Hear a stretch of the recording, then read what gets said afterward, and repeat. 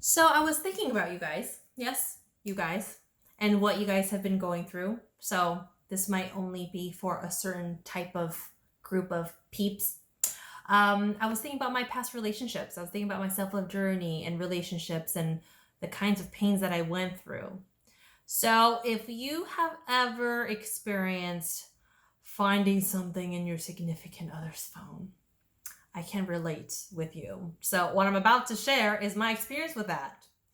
And to kind of give some of you guys some extra clarity, some extra validation, and that extra push to kind of realize what is happening. Because we can be so in love with somebody, we can be so attached to being with somebody because our identity lies in that relationship that we'll just kind of like, we'll be upset, we'll argue about it, but we're unable to leave. I'll say that. It's very difficult to make that step to leave the relationship. My past relationships, I have experienced both of that, where I found text messages that were definitely flirting. And when I would bring it up, the response would be a triggered response. The response would be making me feel bad for going through their stuff. And then so I would feel bad, and it would kind of like cancel out what I found that was like very wrong and crossing the line in our relationship anyways, like completely dismissing it. But yeah, and I would just stay in that relationship. So I'm in a relationship today right now where he goes, you can look at anything. I don't have anything to hide. And I'm like, So if your significant other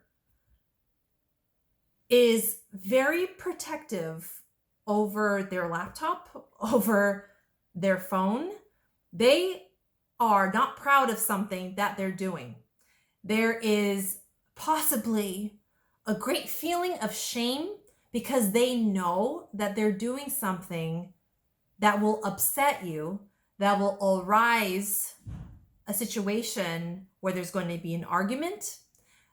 They could risk losing you, and they don't want to add any more drama, stress, or pain onto what they're already experiencing with themselves.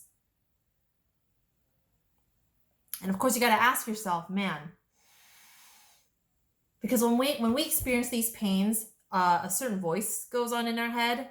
I don't know about you guys, but I definitely had that voice where it spoke to me, or my inner homegirl, I wouldn't want to say, said, is this the kind of relationship that you would like to stay in forever? If you could press the reset button, would you still be in this relationship?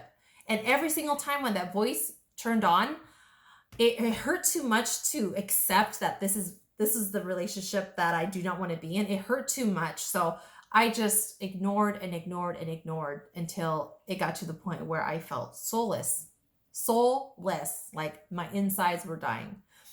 So whoever that's listening to this right now, there could be a very, very, very, very, very, very, very high chance that your significant other has already crossed a boundary, has already crossed a deal breaker for you. And I know that is very unfortunate. I know that's very hard. And I've been through it, okay, twice in my long-term relationships. So if you could use some support in that, hit me up. And I guess what I can leave you is, where can you go to express this? Because what I have seen in my old journals, I was able to actually navigate myself through my pains and coming up with some really strong realizations. And there were gaps in my journaling.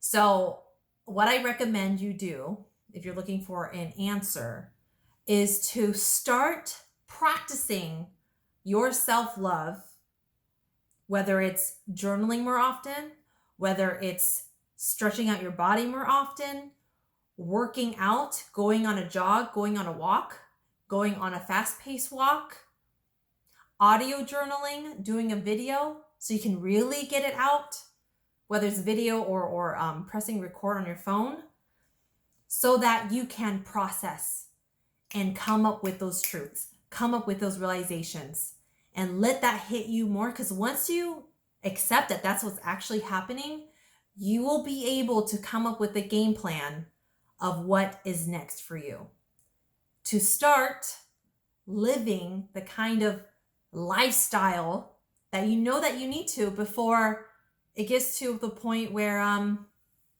things get worse. And then you're going to have to deal with that big explosion. And I know sometimes that's what it takes. So I am doing this video to speak out to some of you who know that you are in a toxic relationship, that you know that you're in a relationship that is not faithful. There's no trust. I am here for you. I have been there. That actually, the only romantic relationships long-term that I had was that unfaithful on all types of scales. So I'm here for you. Once again, my name is Quynhforthewin. I am a self-love coach here to provide a safe space for you to express so that we can start the process of you navigating towards a healthier place with your pains and ultimately becoming your own inner best friend, your own homegirl, your own friend. All right, guys, I will talk to you guys later.